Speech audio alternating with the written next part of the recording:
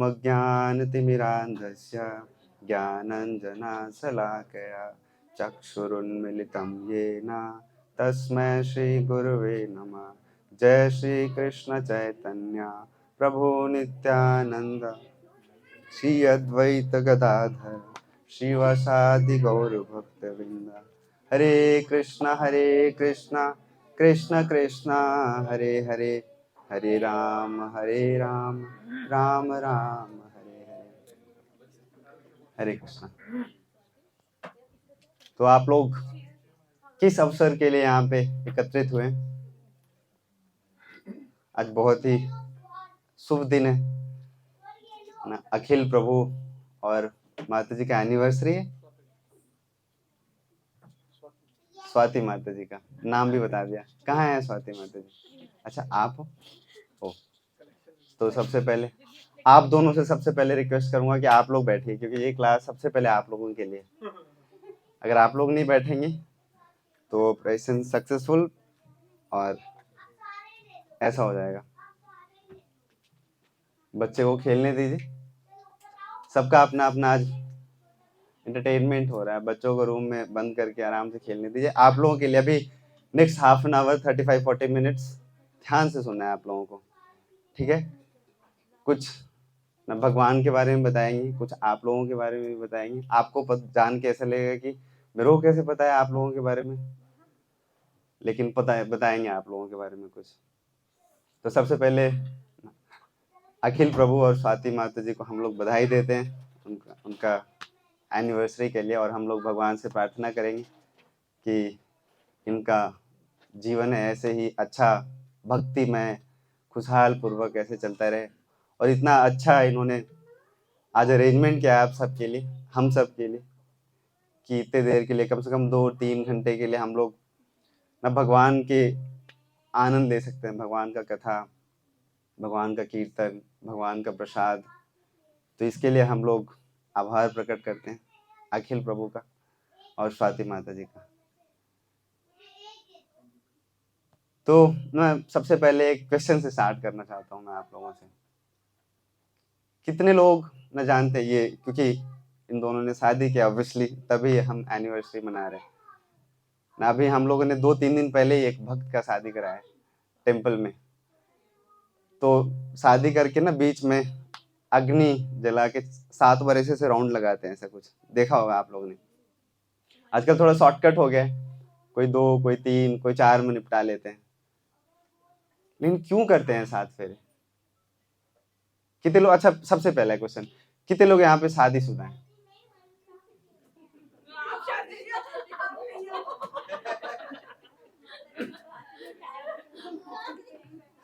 सब मोस्टली मेरे को उल्टा पूछना चाहिए था, कितने लोग नहीं है, तो आगे वाले 2-4 लोग हाथ उठाते हमारे आसपास वाले। अच्छा, एक वो भी गिने चुना। अभी स्कोप है आप लोगों के पास, आ सकते हैं हमारी टीम में।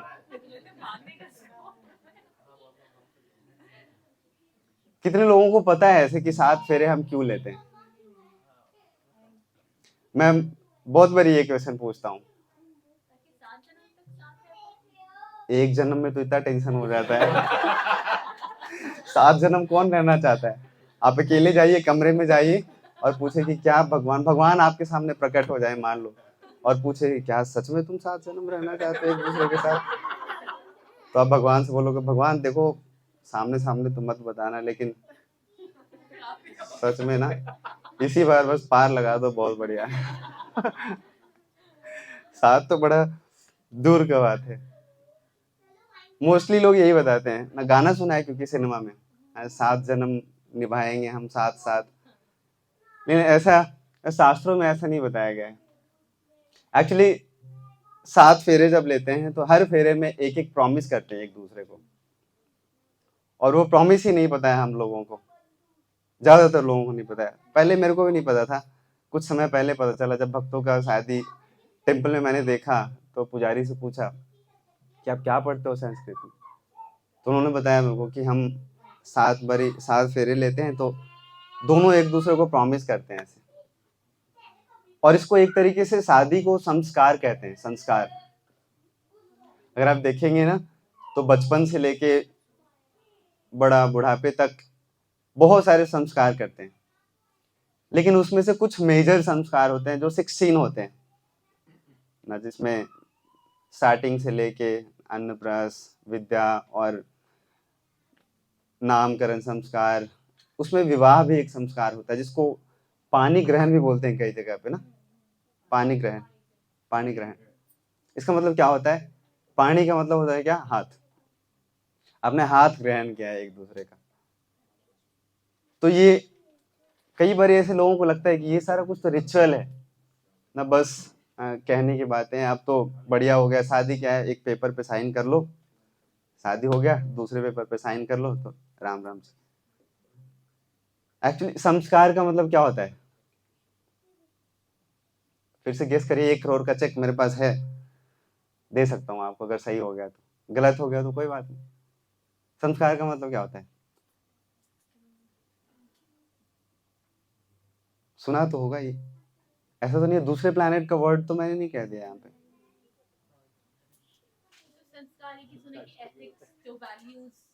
हाँ, तो ये विवाह एक संस्कार है जिससे मतलब जरूरी है कि होके ही जाना है। अगर गृहस्थ जीवन में हम लोगों को रहना है तो ये बहुत जरूरी है कि विवाह करना। आजकल जैसे हम लोग सोचते हैं ऐसे कि हम लोग बहुत एडवांस कर रहे हैं, और खास करके वेस्टर्न कल्चर को फॉलो करके बड़ा अच्छा लगता है कि जिस तरीके से टेक्नोलॉजी और सारा कुछ एडवांसमेंट हो रहा है तो हम उसको फॉलो करते हैं, वेस्टर्न कंट्रीज को। तो उनका लाइफस्टाइल भी हम कॉपी करना चाहते हैं, जैसे वो भी बिना शादी के रह लेते हैं, और सोचते भी हैं कि क्या ही गलत है भाई। लॉजिकली इस चीज को नहीं कर सकते आप लोग, लॉजिकली गलत नहीं है, लॉजिकली क्या दिक्कत है? अंडरस्टैंडिंग होना चाहिए दोनों के बीच में, एक दूसरे का सेवा भाव होना चाहिए। जब सब कुछ सही सही चल रहा है तो क्या जरूरत है भाई शादी करने का? मॉरली आप डिफेंड नहीं कर सकते इस चीज को। लेकिन शादी एक संस्कार है, जिसके पास संस्कार नहीं है वो अच्छे से नहीं रह सकता है, अच्छे से अपना लाइफ ना आगे नहीं जी सकता है। इसलिए शादी से होके गुजरना बहुत जरूरी है। और शादी से जब होके गुजरते हैं तो ऐसा तो है नहीं कि बस जैसे एक पेपर है, साइन कर लिया, खत्म।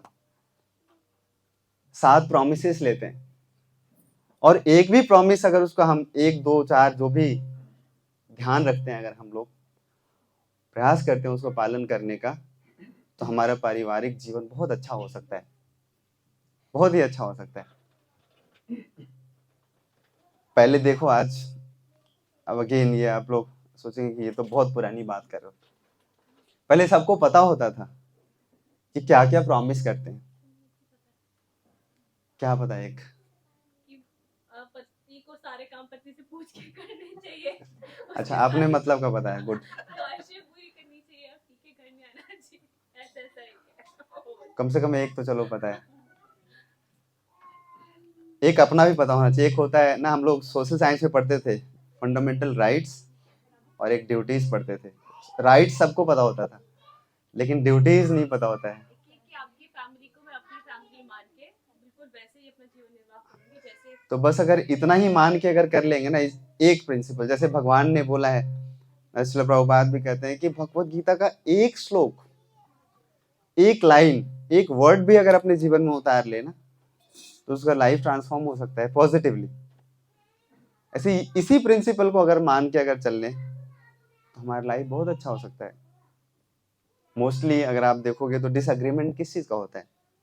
इन्हीं सब चीजों का होता है। प्रॉमिस क्या करते हैं?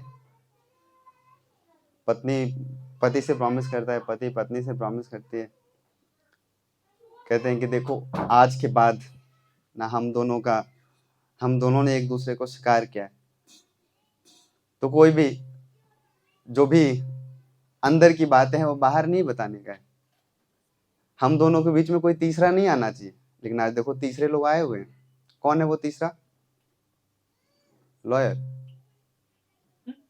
लॉयर आ जाता है तीसरा। रिलेशनशिप किसके बीच का है? हस्बैंड वाइफ के बीच का है। और ये प्रॉमिस करते हैं कि जब भी हमारे अंदर और बाहर के बीच में जब भी दूसरा व्यक्ति आता है तो प्रॉब्लम शुरू हो जाता है। रामायण पढ़ा है, सुना है आप लोगों ने? रामायण में दशरथ महाराज की 3 पत्नियां थी, उसमें से एक कैकेयी। और दशरथ महाराज ने कैकेयी को प्रॉमिस किया था, क्या प्रॉमिस किया था? कि आपको 2 वरदान दे सकते हैं। और कहाँ प्रॉमिस किया था जानते हो आप लोग? कहाँ? जब एक लड़ाई में गए थे वो, तो उन्होंने उनकी जान बचाई थी। हाँ, तो उसके उन्होंने कहा था कि मैं आपको 2 वरदान देता हूँ। उन्होंने कहा था मैं अभी नहीं मांगूंगी, तो जब भी मैं और वो युद्ध करने के लिए गए थे देवताओं के साथ। वहां पे कोई नहीं था, किसी को नहीं पता था। इसके बारे में पता था दशरथ महाराज को और कैकेयी को। लेकिन कैकेयी माता ने बता दिया, किसको? मंथरा को। मंथरा ने उसका इस्तेमाल कर लिया बाद में। अंदर की बातें क्या जरूरत है ना, जो घर में बाकी सारे लोग हैं जिनका कोई लेना देना नहीं है हमसे, वो क्यों जरूरी है शेयर करना ना। अगर आप पढ़ेंगे तो वाल्मीकि रामायण में बताया गया है कि जरूरत ही नहीं था मंथरा को बताने का इस बात को। क्या जरूरत है, इतना पर्सनल है, इतनी पर्सनल बात है। तो ये प्रॉमिस करते हैं कि देखो अगर हम दोनों के बीच में अगर कोई डिसएग्रीमेंट भी होता है तो हम लोग घर के अंदर सुलझा लेंगे ना, बाहर करने की जरूरत नहीं। ये प्रॉमिस करते हैं कि एक दूसरे को अगर चेस्टाइज करना है तो हम लोग प्राइवेटली कर लेंगे, एक दूसरे को पब्लिक में नहीं करेंगे ऐसे। ये प्रॉमिस करते हैं, पत्नी ये प्रॉमिस करती है कि तुम्हारा घर का सारा जिम्मेवारी मैं उठाऊंगा। पति ये प्रॉमिस करता है कि तुम्हारा घर का, परिवार का जो भी जो बाहर का जिम्मेवारी है वो मैं उठाऊंगा। पत्नी ये प्रॉमिस करती है कि देखो आज से तुम्हारा घर ही क्या है, मेरा घर है। पति ये प्रॉमिस करता है कि मेरा घर जैसे तुम्हारे माता पिता मेरे माता पिता ना सेम है। तो ऐसे सारा प्रॉमिस करते हैं। अब ABCD ही नहीं पता तो किताब कैसे पढ़ेंगे हम? फाउंडेशन क्या है बुक्स पढ़ने के लिए? अल्फाबेट्स जानना। अब अल्फाबेट्स नहीं पता है हम लोगों को तो बुक्स कैसे पढ़ेंगे? तो बहुत इंपॉर्टेंट है। अगर आप देखिए कितनी बारी, आप में से कितने लोग हैं जिनका पहली बार है यहाँ पे, जिन्होंने पहली बारी ऐसे कोई प्रोग्राम में है इस्कॉन? बाकी सारे रेगुलर हैं यहाँ पे। कुछ लोगों को तो मैं जानता हूँ यहाँ पे। अच्छा, कुछ लोग पीछे जिन्होंने हाथ उठाया।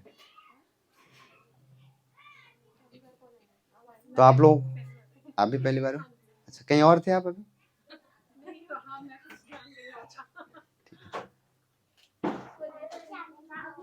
प्रसाद आ गया, चलो आप लोगों के लिए खुशखबरी।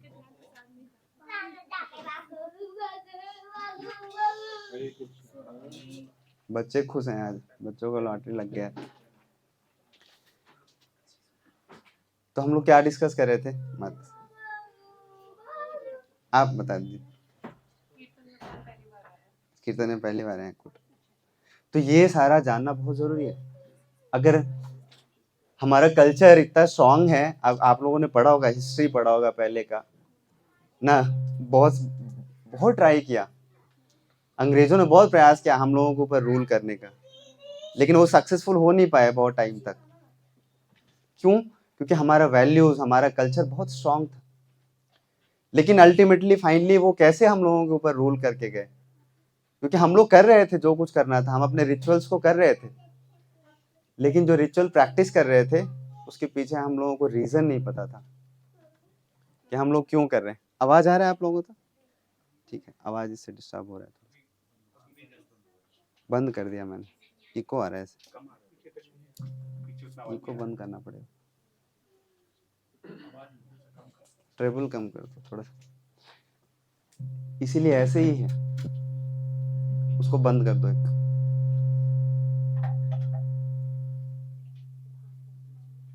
वायर निकाल दीजिए, सिंपल मेथड।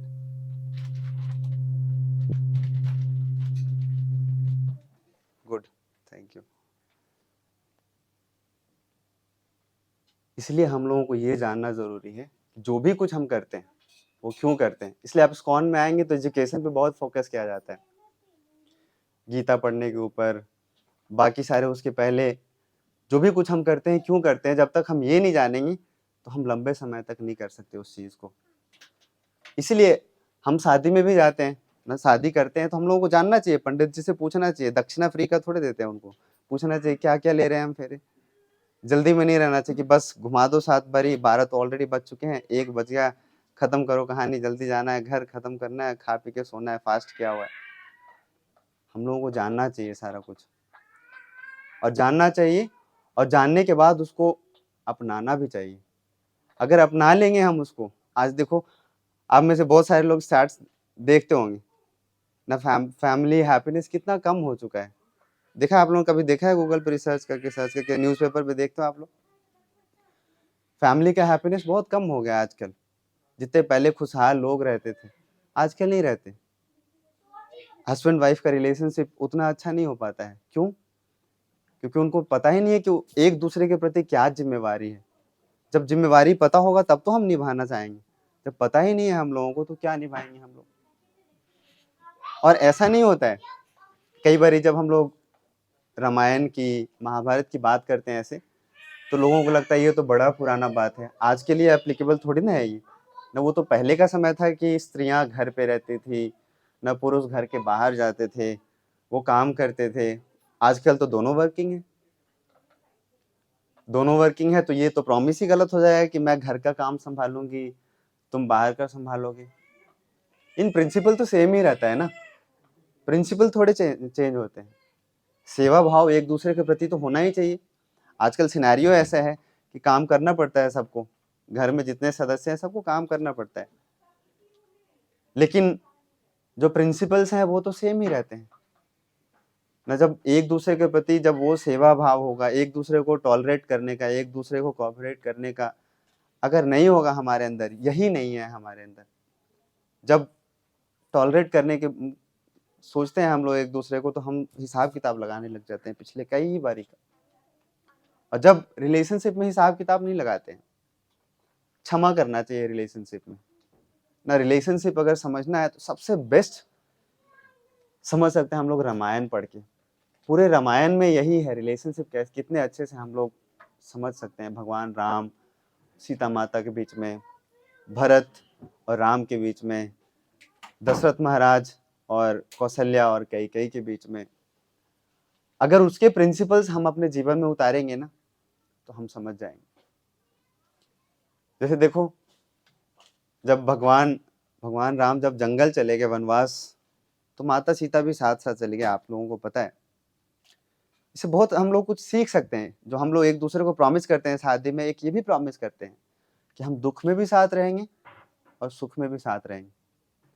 ये तो क्या जरूरत है, सीता माता को क्या जरूरत था? भगवान भी कह रहे थे कि आप तो मत जाओ, आप घर पे रहो, जंगल जाने को मेरे को मिला है, आपको तो घर में रहना है। अभी तो कुछ ही दिन हुए हैं अभी आपके यहाँ पे, भी एक आध साल ही हुए हैं यहाँ पे आके। लेकिन माता सीता ने बोला कि ये तो मेरा धर्म है, पतिव्रता धर्म है मेरा, कि आप जहां होंगे, पति को परमेश्वर बोला जाता है। परमेश्वर मतलब सबसे पहला अगर किसी का इंस्ट्रक्शन मानना चाहिए तो पति का मानना चाहिए, और पति को सबसे ज्यादा सपोर्ट करना चाहिए तो पत्नी को करना चाहिए। भगवान राम ने किया। एक बहुत अच्छा इंसिडेंट आता है ना रामायण में, ना सीता माता जितने दिन भी थे अयोध्या में भगवान राम के साथ, तो हर रोज ना फूल तोड़ के भगवान राम को ऑफर करती थी और उनका पूजा करती थी हर रोज सुबह सुबह से। लेकिन जब जंगल में चले गए तो जंगल में तो ऐसा कुछ है नहीं, ना पूजा करने का प्लेट है, ना कुछ नौकर चाकर है कि एक बार ऐसे चुटकी बजाने से फ्लावर लेके आ जाएंगे तोड़ के, या प्लेट लगा के आ जाएंगे, अब हम ओम जय जगदीश सहरे करेंगे। तो माता सीता खुद जाती थी जंगल में, फूल तोड़ के लेके आती थी, और फूल तोड़ के लाके ना प्रभु को के चरणों में उनको ऑफर करती थी। तो भगवान राम ने मना किया उनको कि देखो अब तो हम लोग जंगल में, इसका क्या ही जरूरत है। लेकिन माता सीता ने बोला कि देखो, हम कहीं पे भी हो ना, किसी भी स्थिति में हो, किसी भी परिस्थिति में हो, जो हम लोगों का जिम्मेवारी है एक दूसरे के प्रति, उसको तो छोड़ना ही नहीं चाहिए कभी भी। तो भगवान राम ने सोचा कि देखो, अयोध्या में तो मैं राजकुमार था और मेरे पास सारा फैसिलिटी था आपको देने के लिए, यहाँ पे तो कुछ है ही नहीं। तो उन्होंने एक दिन सोचा कि देखो, एक बदले में एक दिन मेरे को भी कुछ करना चाहिए। तो एक दिन ना भगवान राम माता सीता के जंगल में जाने से पहले ही चले गए जंगल में, और खुद फ्लावर तोड़ के लेके आए, और खुद फूल का माला बनाया और सीता माता को पहनाया। तो आप लोग सोच रहे हो कि इसमें क्या है ऐसा प्रिंसिपल? ऐसा जरूरी नहीं है जो कि खाली पत्नी ही पति का सेवा करती है, पति भी करता है पत्नी का सेवा, और वो तो भगवान है। भगवत गीता में बोला है ना, LIC कितने लोग जानते हैं? LIC, life insurance. उस पे एक श्लोक लिखा रहता है ना, बहुत अच्छा, एक एक लाइन लिखा रहता है, योगम क्षेमम वहाम्यहम्। पढ़ा है आपने? इसका मतलब ही है, जो भगवान होते हैं, ऐसा नहीं है भक्तों से खाली सेवा लेते हैं, भक्तों की सेवा करते भी हैं भगवान। नहीं तो योग क्षेमम वहाम्यहम् क्यों बोला है भगवान ने?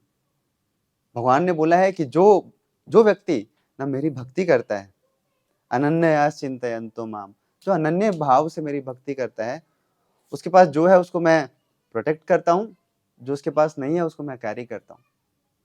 इसका मतलब ही यही है कि जो हमारा ड्यूटी है, हमारा ड्यूटी क्या है भगवान के लिए? भक्ति करना भगवान का।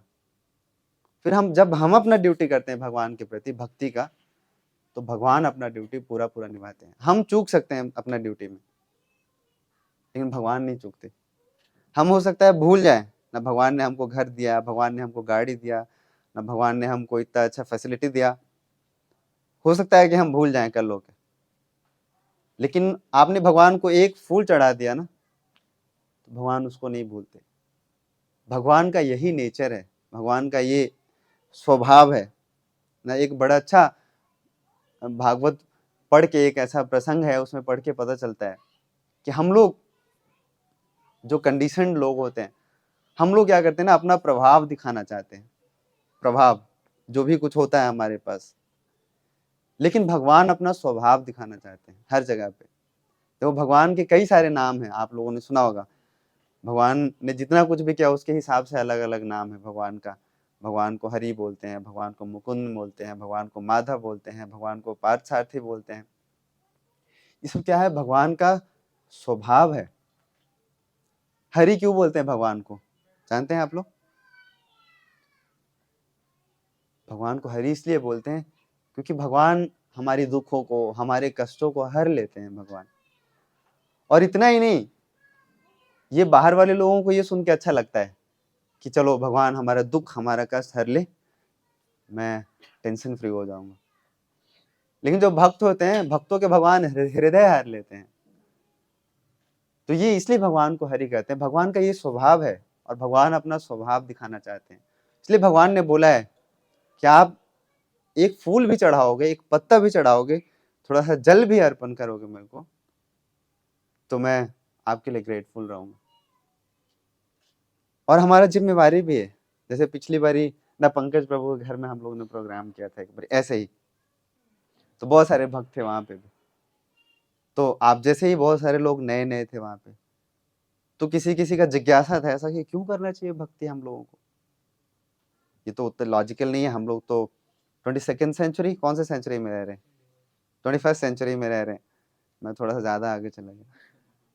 इसमें तो हम लोग ना कोड लिखते हैं, सारा कुछ लॉजिकल होता है, एकदम बढ़िया रीजनेबल। ये तो भक्ति कहीं से ना लॉजिकल है ना रीजनेबल है, क्यों करना है भक्ति? तो ये हम लोगों का ड्यूटी है भगवान के प्रति। जैसे बीइंग ए बच्चा अपने माता पिता के लिए हम लोगों का जिम्मेवारी है, बीइंग ए सिटीजन हमारा अपने सोसाइटी, हमारे देश के लिए जिम्मेवारी है। उसी तरीके से हम लोगों का ये भी जिम्मेवारी है, प्रकृति के लिए जिम्मेवारी है। प्रकृति के लिए जिम्मेवारी है हम लोगों का, है कि नहीं? क्या जिम्मेवारी है प्रकृति के लिए? कि देखो प्रकृति से हम कितना कुछ लेते हैं, खाने का, पीने का, सांस लेने का। अगर हम बोले तो बिना प्रकृति के हम रह ही नहीं सकते। लेकिन प्रकृति कहाँ से कार्य करती है, कैसे कार्य करती है? भगवत गीता में बताया भगवान ने बोला अर्जुन को, मया अध्यक्ष न प्रकृति सूयते सचराचरम, कि मेरे डायरेक्शन में कार्य करती है प्रकृति, मेरे सुपरविजन में कार्य करती है प्रकृति। तो भगवान के प्रति भी भगवान ने इंस्ट्रक्शन, बहुत सारा इंस्ट्रक्शन दिया है भगवत गीता में, तो उसको फॉलो करना हमारा जिम्मेवारी है भगवान के प्रति। नहीं तो कितने सारे लोगों के लिए हम लोग ना कर्जदार हो जाएंगे। आप बताओ, कितने सारे देवी देवता है हमारे पास, है कि नहीं? सबसे कुछ ना कुछ हम लोग ले रहे हैं। सूर्य देव से हम लोग सनलाइट लेते हैं, पवन देव से हम बढ़िया बढ़िया हवा लेते हैं शुद्ध शुद्ध, वरुण देव से हम जल लेते हैं, इंद्रदेव बारिश कराते हैं। ऐसे कई सारे देवी देवता हैं। कैबिनेट में कितने, ना जाने कितने भगवान के कैबिनेट में मिनिस्टर्स हैं ऐसे, जो हम लोगों को एक एक मिनिस्ट्री संभाल रहे हैं, और हम लोगों को ऐसा फैसिलिटी दे रहे हैं हम लोगों को। और हम फैसिलिटी तो ले रहे हैं अच्छे से, बढ़िया से एकदम आनंद पूर्वक लेते हैं हम, लेकिन बिल तो पे करते नहीं हम। और जानते भी नहीं है ऐसा किस किस को देना है बिल। आप में से जानते हैं किस किस का बिल चुकाना है अभी हम लोगों को? बड़ा मुश्किल है। इतने सारे देवी देवता, सब कुछ ना कुछ हम लोगों को प्रोवाइड करा रहे हैं, लेकिन सब भगवान के डायरेक्शन में कार्य करते हैं, सारे सारे देवी देवता। तो इसलिए अभी देखो, अभी बहुत अच्छा सिस्टम आ चुका है ना, सेंट्रलाइज बिल पे करते हैं हम लोग एक बार, पानी का, बिजली का, अलग अलग कूड़े वाले का अलग अलग देने की जरूरत ही नहीं है। हो सकता है भूल जाए तो फाइन लग जाए, हो सकता है, तो एक बारी में ही बिल चला जाता है। भक्ति ऐसा ही है। भगवान के लिए जब हम भक्ति करते हैं तो जैसे पेड़ के जड़ में जल डालने के समान है। भगवान के लिए भक्ति किया तो सारे देवी देवता, बाकी जितने भी मिनिस्टर्स हैं भगवान के, जिनसे हम लोग कुछ ना कुछ सुविधा ले रहे हैं, हम सबका बिल चला जाता है ऐसे। और ये कम से कम अगर इस पॉइंट पे भी कोई अग्री नहीं करता, अगर मान लो, कैसे जाने हम भाई, ये तो आप कह रहे हो, आपके मंदिर में भगवान कृष्ण जी को भगवान कहते हो, बगल वाले में जाते हैं तो शीतला माता को भगवान कहते हैं, बगल वाले में जाते हैं तो कहते हैं हनुमान जी भगवान है, पीछे यहाँ पे जाते हैं तो वो कहते हैं शिव जी भगवान है, उधर जाते हैं तो कहते हैं शनिदेव को तेल चढ़ा दो, उधर जाते हैं तो कहते हैं शुक्र और राहु का ग्रह खराब है। अलग अलग जगह पे अलग अलग लोगों को बोलते हैं। ये हम लोग को सोचना चाहिए कि स्क्रिप्चर्स क्या कहते हैं, इसके शास्त्र क्या कहते हैं, कैसे जानेंगे हम लोग? मैनुअल पढ़ना पड़ेगा हम लोगों को, है कि नहीं? बिना मैनुअल पढ़े हम इसके उसके तीसरे दूसरे लोगों के ऊपर तो हम लोग भरोसा कर नहीं सकते। और मैनुअल अगर पढ़ेंगे तो मैनुअल से यही पता चलेगा, कई सारे ऐसे रेफरेंसेस हैं जहाँ पे बोला है, सारे सारे डेमीगॉड्स ने बताया है कि कैसे भगवान श्री कृष्ण भगवान है। ब्रह्मा जी से लेके इंद्रदेव से लेकर वायुदेव, पवन देव, अग्निदेव, सबने बोला है भगवान। एक दो रेफरेंस ऐसे ना, ब्रह्मा जी के ऊपर तो सबको फेथ होगा, ब्रह्मा जी ने बोला है ऐसे, ईश्वरः परमा कृष्णा सच्चिदानंद विग्रह अनादिर आदिर गोविंदा सर्व कारण कारणम, ये कॉज ऑफ ऑल कॉजेस कौन है? भगवान है। ईश्वरः परमा कृष्णा, कि भगवान श्री कृष्ण ही क्या है? परम ईश्वर है। बाकी सारे देवी देवताओं ने भी बोला है, इंद्रदेव ने भी बोला है, अग्निदेव ने भी बोला है, सबने बोला है भगवान।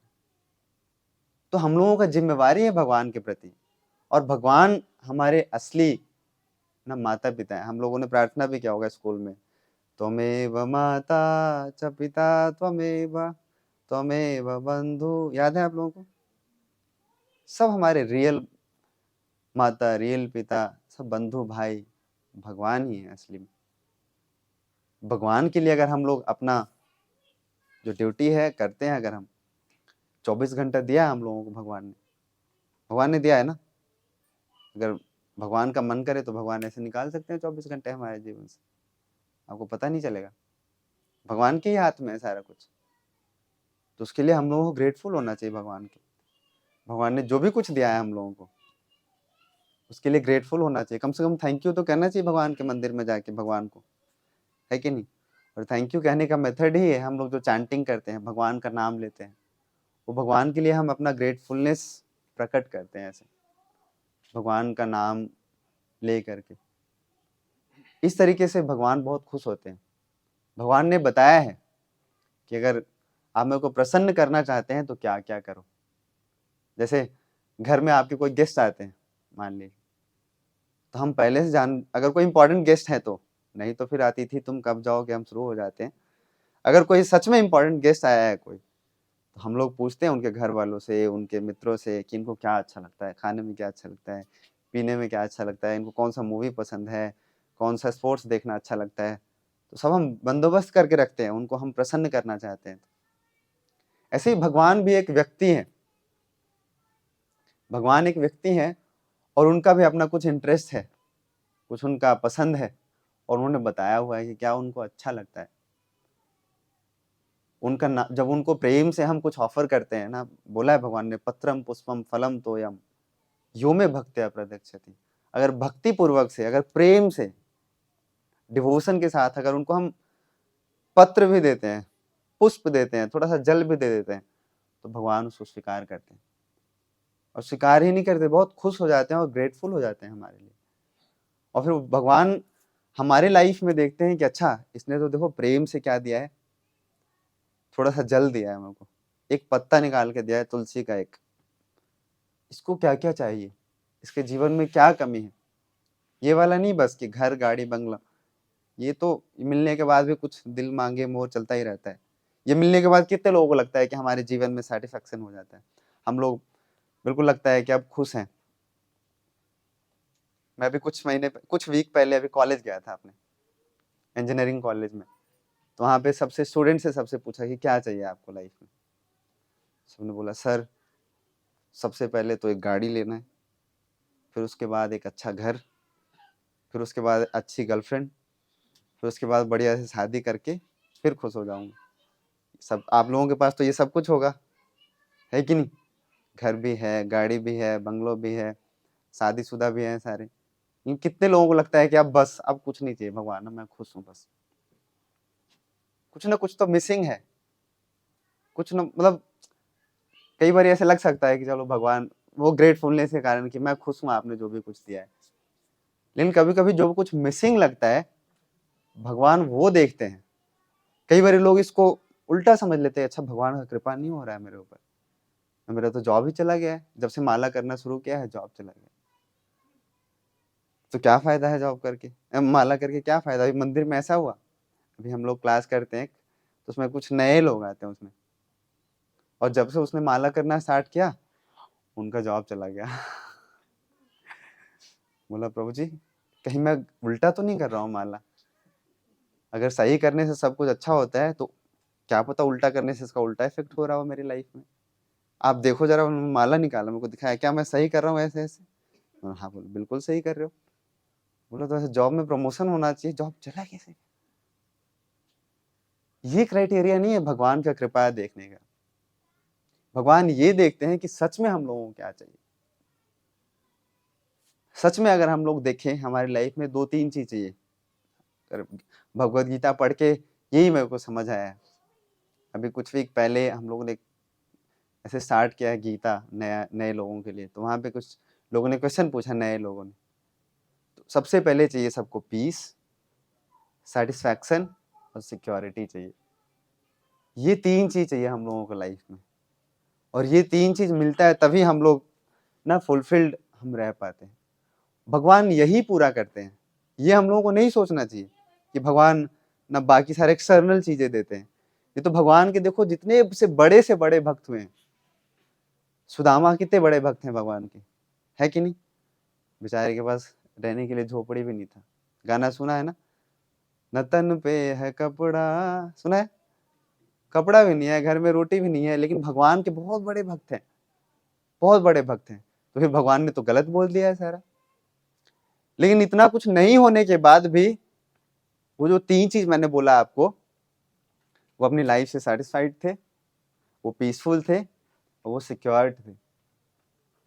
ये 3 चीज हम लोग को चेक करना चाहिए कि हमारी लाइफ में ये 3 चीज बढ़ रहा है कि कम हो रहा है। इससे ही पता चलता है कि भगवान का कृपा हमारे ऊपर हो रहा है कि नहीं।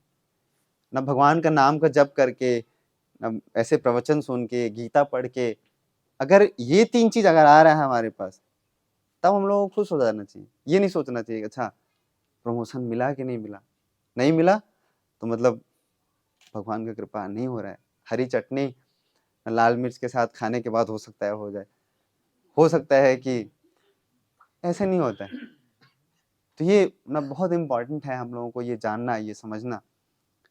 कितने कम लोग ऐसे भक्ति करते हैं, ये सोच के देखो, देख के बड़ा दुख होता है। बहुत कम लोग भगवान की भक्ति करते हैं।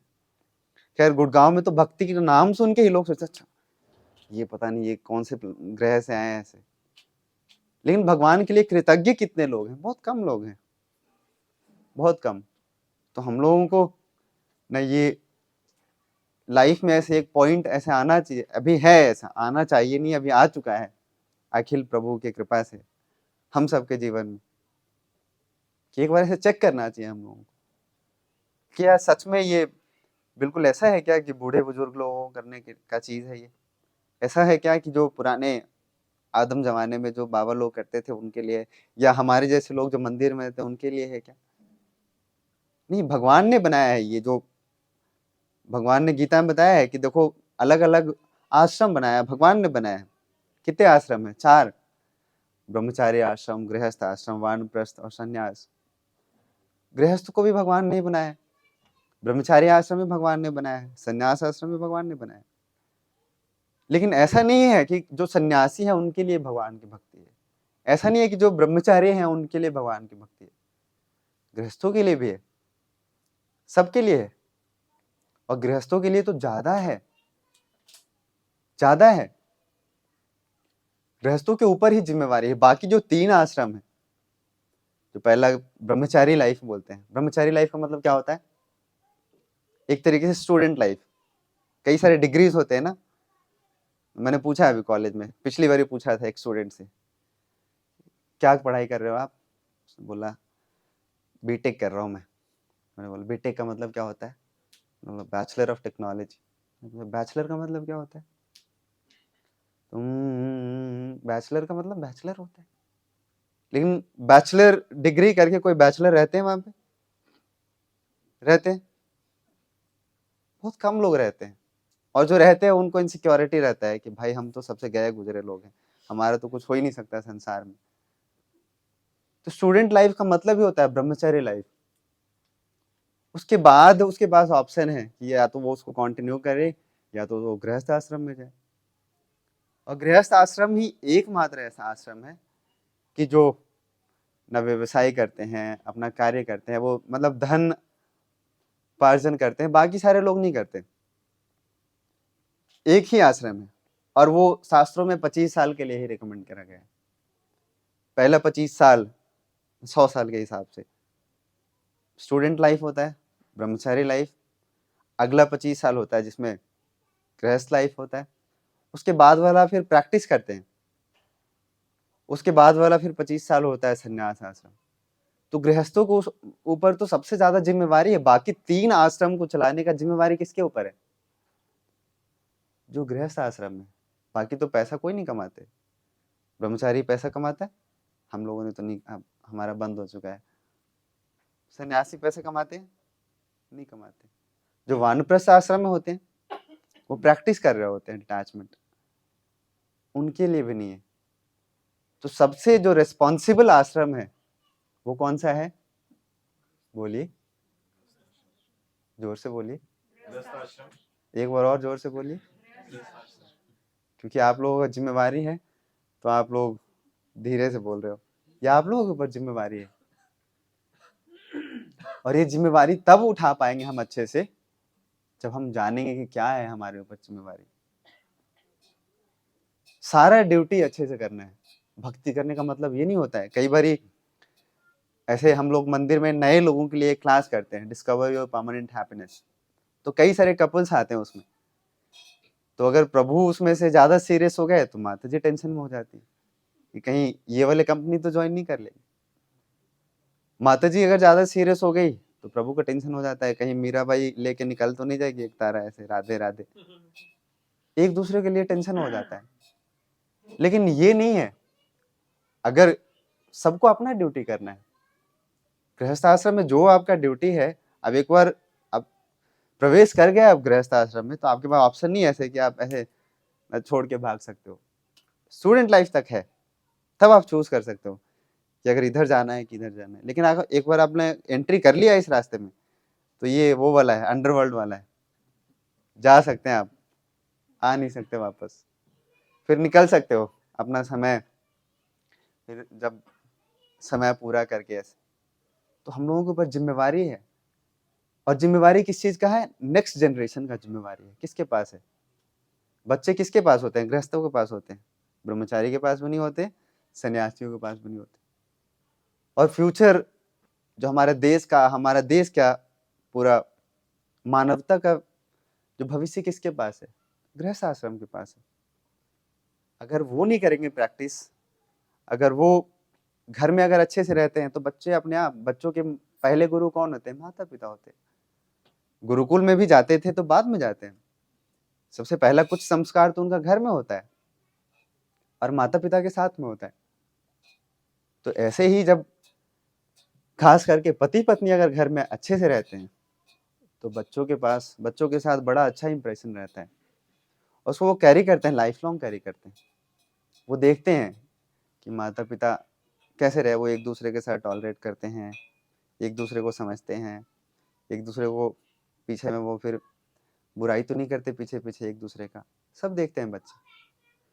और ये जब देखते हैं बच्चे तो सबसे ज्यादा इन सब चीजों से सीखते हैं, बुक से एबीसीडी पढ़ के नहीं सीखते। आप देखो, पढ़े लिखे ही लोग, जितने पढ़े लिखे लोग हैं वही सारा ना गलत कार्य करते हैं ज्यादा। अनपढ़ लोगों को तो ज्ञान ही नहीं है, पढ़े लिखे लोग ज्यादा। रॉबरी कौन करता है ज्यादा, हैक कौन करते हैं, अकाउंट बैंक अकाउंट कौन हैक करता है जिसको पता है, जो ये सारा प्लान कौन करता है, सारे सारे पढ़े लिखे लोग होते हैं।